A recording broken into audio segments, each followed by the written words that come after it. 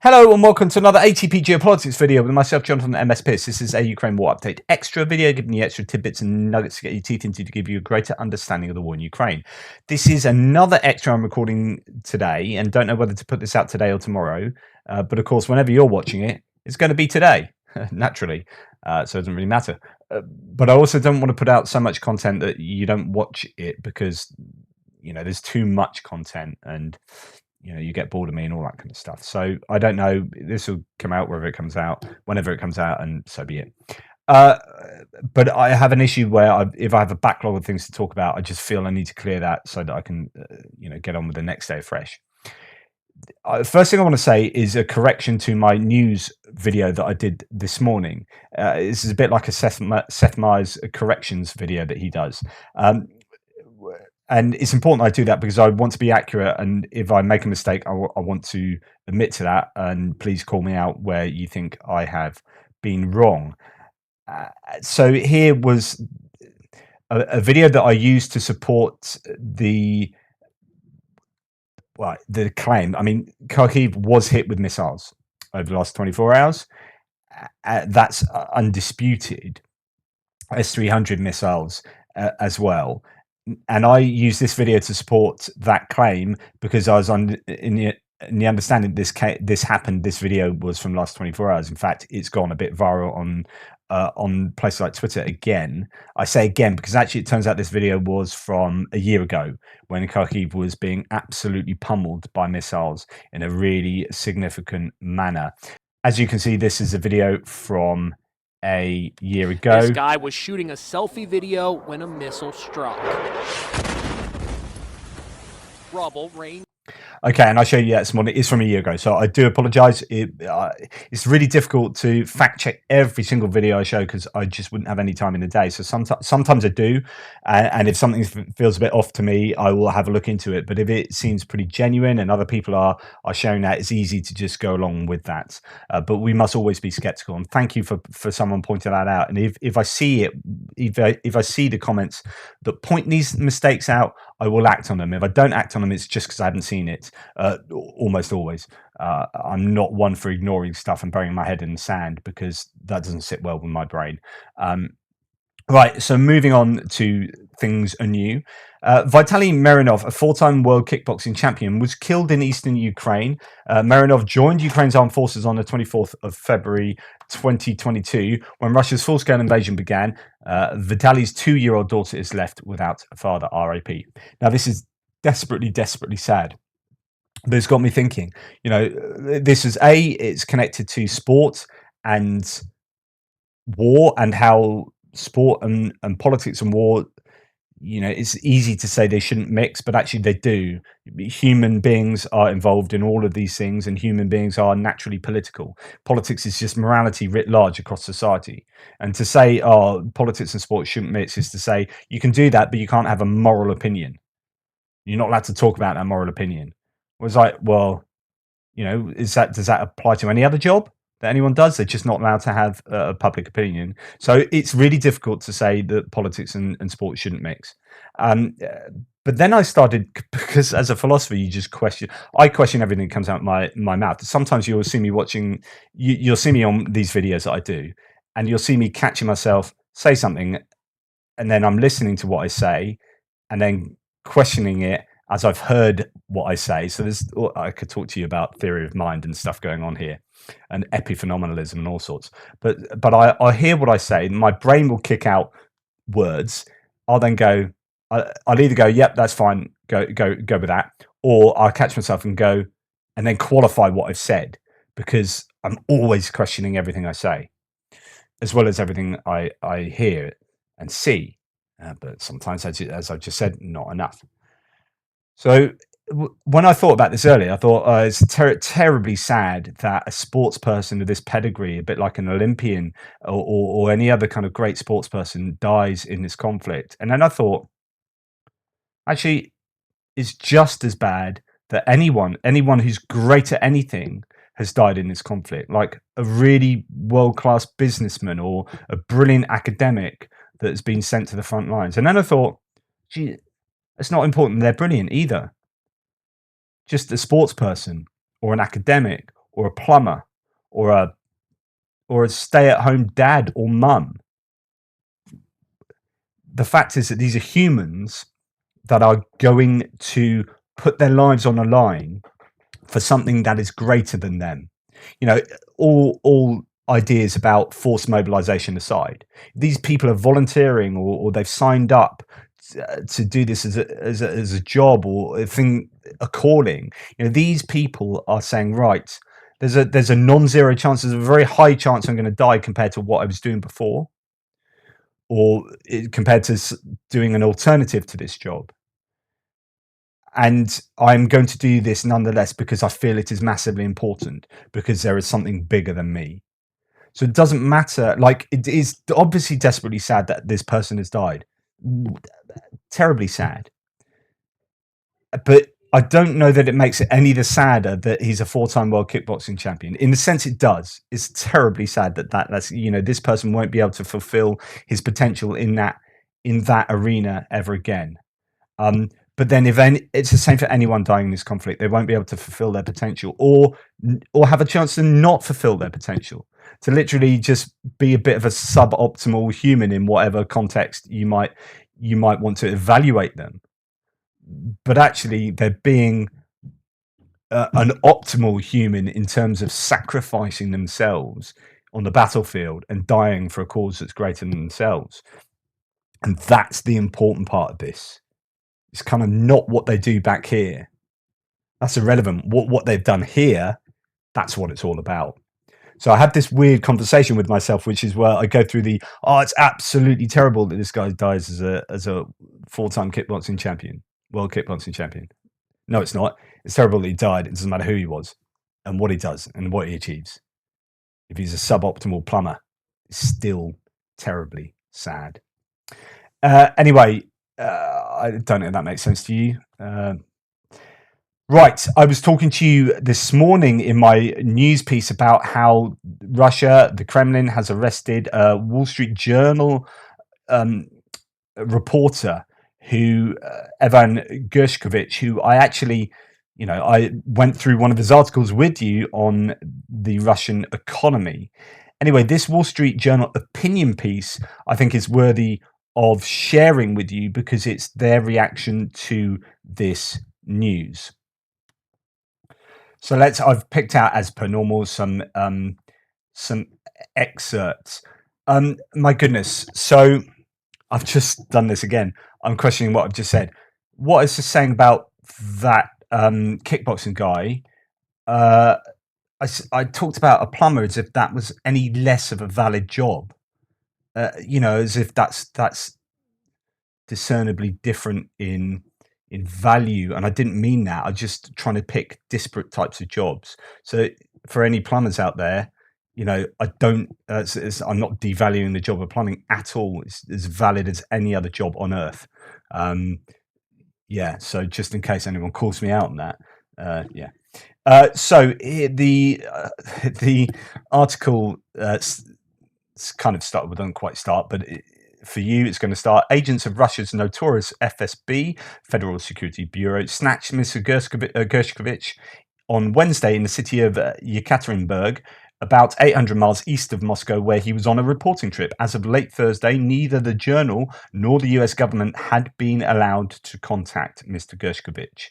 The timing of this arrest looks like a calculated provocation to embarrass the US and intimidate the foreign press still working in Russia. The Kremlin has cowed domestic reporting in Russia, so foreign correspondents are the last independent source of news. Mr. Gershkovich's arrest comes days after his byline was on a revealing and widely read dispatch documenting the decline of the Russian economy. The Kremlin doesn't want that truth told. And I, in fact, shared that with you myself and analysed it. Well, at least I shared it with you. I didn't do a great amount of analysis on what he is saying.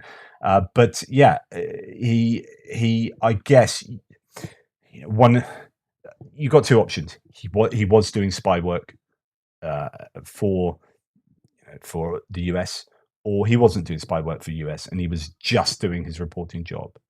And it's impossible for us to know that. So let's just, until evidence is supplied otherwise, innocent until proven guilty, he was just doing reporting work.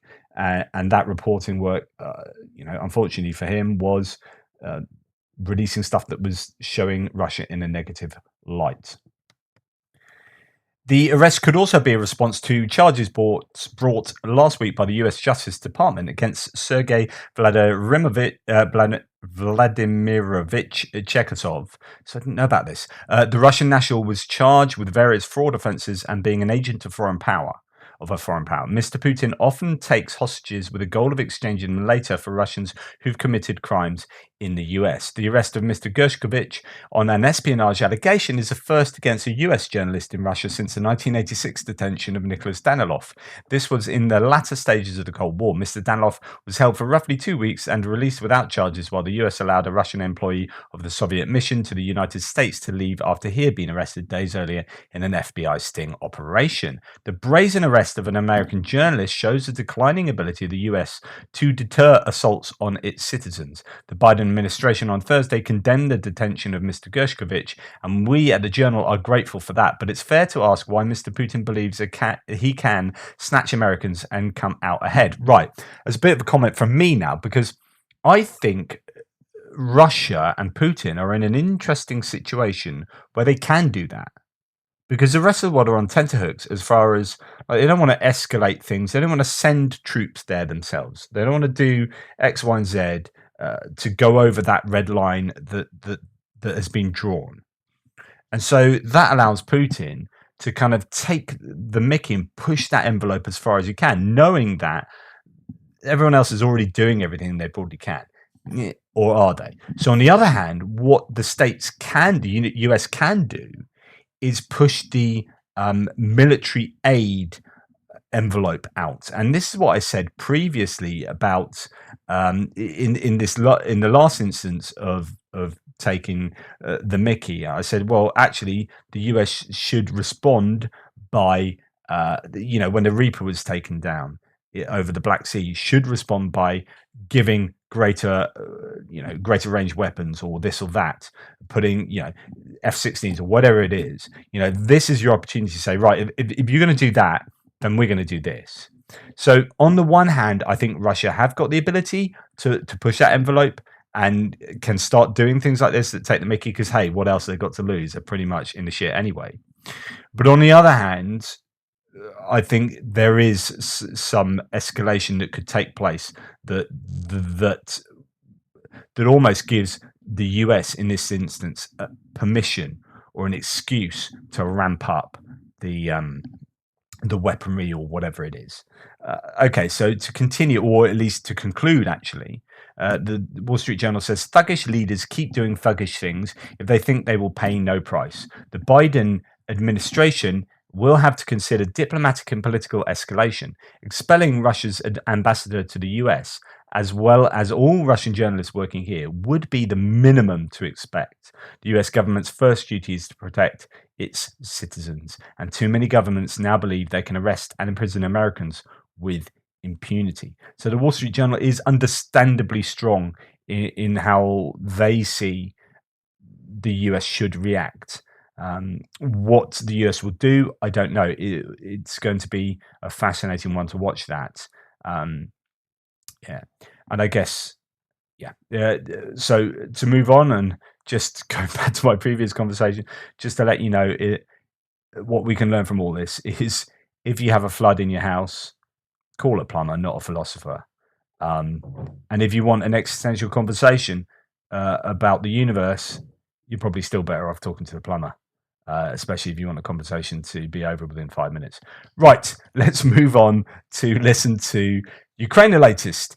And I'm going to dip into Hamish de Breton Gordon, again, not literally, that's weird, who's a former British Army colonel and NATO colonel, I believe. This is what he says about the forthcoming and indeed the presently arriving materiel being sent to Ukraine and the impact it will have. Thanks, Hamish. Just very quickly, could I get your reaction to seeing the tanks arrive in Ukraine that previously you'd have presumably been hearing on Salisbury Plain, close to where you live, that you've talked to us about before, the experience of hearing the Ukrainians practice with the vehicles, and now they're there. It'd be good to hear your reaction, your thoughts on that, and just a quick sense of what impact this could have on the battlefront. Well, I think there are a number of things to consider here, David and everybody, that they have arrived unhindered. It is, one expects the Russians have been doing all they can to try and what we call interdict the lines of communications, and they have failed. And the Poles uncovered a Russian spy ring over only the last couple of days. So the fact they've all got there with, not a picture from when they left Bovington a few weeks ago to when they arrived in Ukraine. And I understand from people who were training them that these people are they were really impressed. These people know what they're doing. They seem to be very competent, not just at learning how to drive Challenger 2, but also how to maneuver, use them. So this armoured maneuver that myself and Dom have spoken about over the last few months, the ability to operate with artillery and infantry and air power, I'm getting more and more confident they really know what they're doing. And with the Russians being so static, somebody down the road from here mentioned this morning, the Russians are fighting like the first half of the First World War, with no integration, no air power. So when you look at these modern Western tanks like Challenger and Leopard, you put it together with this combined arms maneuver that we think they're going to do. I think they're going to have a pretty devastating effect. Now, they're going to be concentrated. They'll concentrate that Western armour to punch through in good old sort of terminology that we use in the military, the Schwerpunkt, the shock action, and then to get behind the enemy, get behind the Russians. And let's not forget, they've got a lot of old Russian tanks and armour as well that can flow through. So from looking at them on the ground, and there's a morale point here. It's very good psychologically for the Ukrainian morale and very bad. There is no morale in the Russian army. We've seen that. We know that they have people, regulars behind the front line who are shooting anybody who turns around. So there is no morale. So I would hope and expect. Those are called the blocking units, and that is a thing that is genuinely happening. That these modern Western tanks, allied with the HIMARS and everything else, are going to have a significant impact. But I think the Ukrainians are going to be very canny. We don't really know what they're doing. They've got all this armour there without the general public finding out. The next few months going to be interesting. And certainly one doesn't want to give any ideas to the Russians, but I think myself and others are pretty confident they're going to do the business. Thank you very much.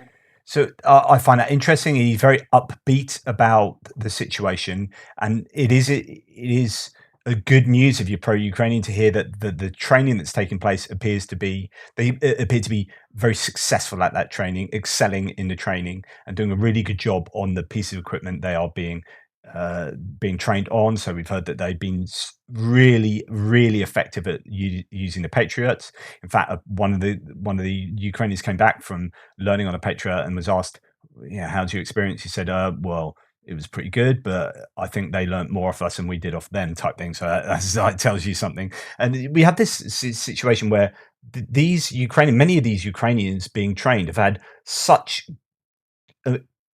incredible, and I don't mean that in a good way, such incredible, or kind of in a good way in one sense, but it's war, right? Incredible experiences of various bits of machinery that when they go to be trained on these other bits of kit, they've actually got loads of transferable skills that they can apply, and skills that their trainers have never had access to themselves, as they haven't fought often in wars themselves and had that real world experience of fighting wars that the Ukrainian soldiers, many of them, have had.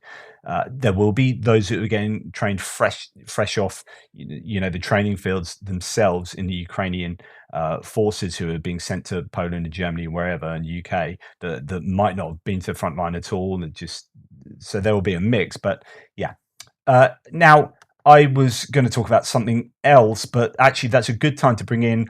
I talked in one of my videos this morning or earlier about the threats or the vulnerability that the Ukrainian mechanized equipment has as it's being brought into the country and then being brought to the front line. How do you hide this away from the Russians?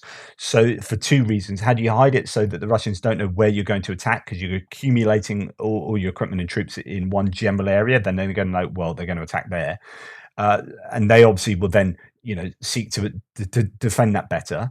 And also you need to accumulate that equipment in such a way that it doesn't get hit by the Russians and taken out, because it's all accumulated somewhere. You can imagine like building up a whole area with like tanks and howitzers and radars and this and that, and then Russians send in a whole load of Kinzhals, ballistic missiles, and blow up that general area. Then you've lost 12 Challenger tanks in one fell swoop.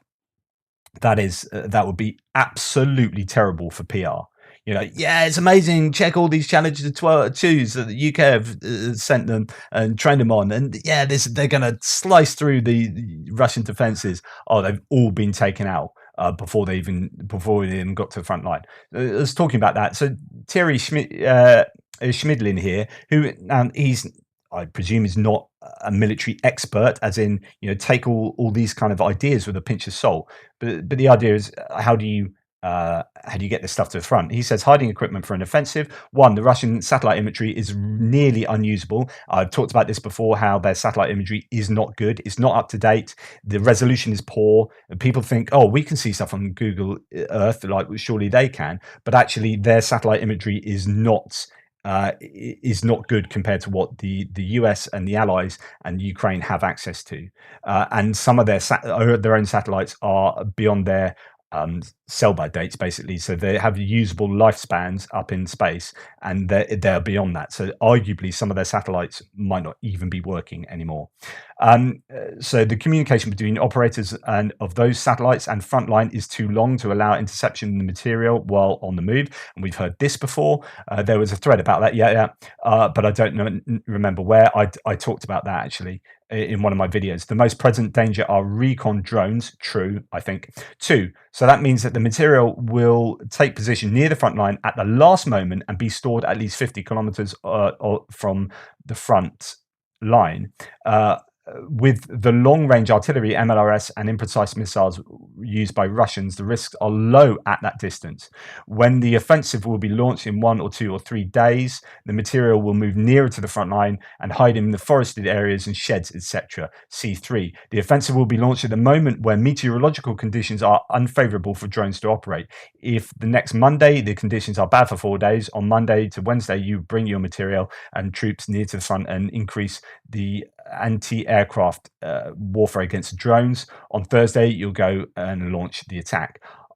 B, hiding equipment during the preparation of the offensive is more complicated and more simple. The troops will continue to train with all material together in some sites with where access to civilians is not allowed, wide away from the front lines and with a lot of moves. If discovered, the material will never be 2 days in the same location. Russia does not have enough missiles to hit such large zones. After that, the most valuable pieces will be stored in sheds, industrial ones in the city or its outskirts, or agricultural ones. To spot these locations and hit them, the Russian army would need a lot of precise ammunition, and that doesn't exist in that quantity, so the risks are low. The A part is the most risky for the material and troop accumulation. Now, also, Rich Dent above says, I'm sure talks about, is it this guy? Someone talked about how it's going to happen when the trees are starting to get, I don't think it is him actually, starting to get foliage on, and that actually gives, oh yeah, here it is. So in reference to getting mass amounts of stuff to the front, I'm pretty sure it's why Ukraine keeps dialing back their offensive start date. Once the field's dry, so you want hard ground, and the trees start growing foliage, so foliage is actually super important for hiding material. It will be easier to disperse and find cover. By mid-May, tracks from equipment and the movement of troops will be much harder to spot from the air. Ukraine will probably utilize every highway, byway, dirt path going east to get so much stuff to the front, and most movement will be at night to avoid most drones. The truly hard part will be the logistics of fueling more than 1,000 vehicles without bunching up like Russia did at the first part of the war. So if they use every road going east, it will require guaranteeing fuel supplies all over Ukraine. Can you imagine all those vehicles driving hell-bent for leather towards the east? A moving target is harder to hit, especially near in the front. And once there, Ukraine will need those mine-resistant APCs. So really interesting set of comments there. And this is why I love the comments threads on my videos and why I keep waxing lyrical about them, because I am truly honored that you guys dedicate time and effort to my videos and to conversation here, and that it is so fruitful. Yes, there you go. Okay, moving on to the next subject, and I actually might as well stay on this comment thread. So this is coming from Activista talking about Rosatom here, and I talked about why they can't be sanctioned. And he has a really interesting comment that's worthy of sort of discussing a little bit. So in discussing the influence wielded by Rosatom, he says, you have raised a collateral consideration which presents both current and future national and global security issues with regard to China and China's underwriting and building of numerous Uber infrastructure projects throughout the world, especially but not limited to Belt Road projects. This is where they're going around the world, building ports and airports, and even doing things like building stuff in, say, Sri Lanka, and then doing it on loan, but then when Sri Lanka default on their loans, they actually have written into the agreement that they literally take ownership over the land that they were building on. So China is actually being able to get into countries in a really significant way. Two of these projects which immediately come to mind are the troubled Ecuador Dam and the bridge project in Panama. Please note, these projects have specific names, I just don't recall them.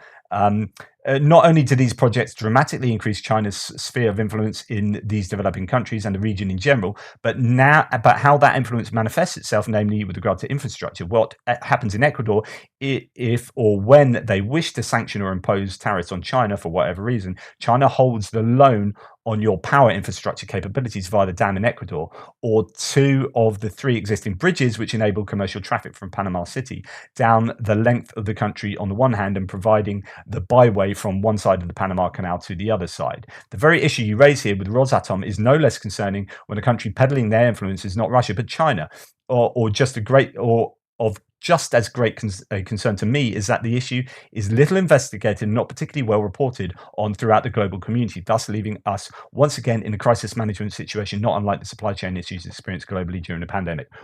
Boom. Right. This is, I literally have got shivers down my arms and back, because I just love good thinking and stuff that's interesting, but also stuff that's vitally bloody important. This is super important. So if China are going around the world saying, oh yeah, we'll build this for you, yeah, we'll help you do this, we can do this at a really good rate, it's not just a business decision, it's a geopolitical decision, right? And it has huge geopolitical ramifications. So they're building stuff in X and Y country, and then when the X and Y country are put under pressure to sanction China, or like don't do that work with China, or don't do this with China, say America or the EU or whoever, China then says, oh yeah, you want to piss us off? We've actually built this and we have control over that. And if you do what they want you to do, we're going to stop that hydroelectric dam from working, or we're not going to continue doing this there, or we're going to stop this project. And then they hold leverage over that country in a really fundamental infrastructural way. And that can include like energy, traffic, infrastructure of roads and ground lines of communication, you might say, so on and so forth. You can think of all the different ways that China might get involved. Now, I'm not trying to demonize China, but China is a worry when you have a country that is kind of antithetically opposed to your own in terms of moral and political whatever.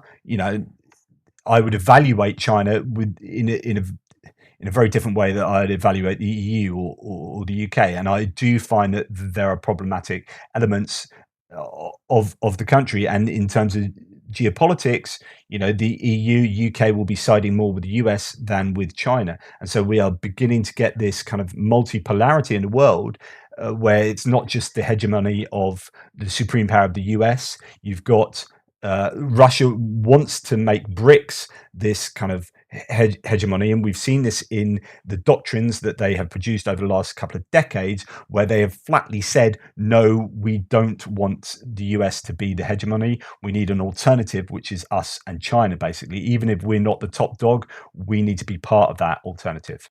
Now, if you remember, I did a video on that. It's called the Primakov Doctrine, and this is exactly that, about that kind of hegemony that they want, and it's the explicit. We don't want a multi-polar world. We want a unipolar world where that power is concentrated with us and only, or us and only us, where us is actually BRICS or something like that.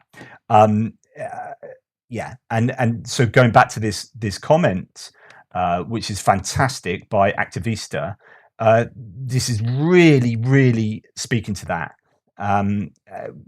If you're starting to have a power that goes around the world, and this Belt and Road scenario where they're getting their fingers in lots of pies, infrastructurally speaking, and geopolitically speaking, then that power, they are going to leverage themselves into a position of supreme power, arguably, over lots of countries that you might think, oh, that's not an important country, or it's, if they're doing that in lots of places around the world. They've done that in the Pacific. They've done it in places like some of the Pacific nations. They're building ports.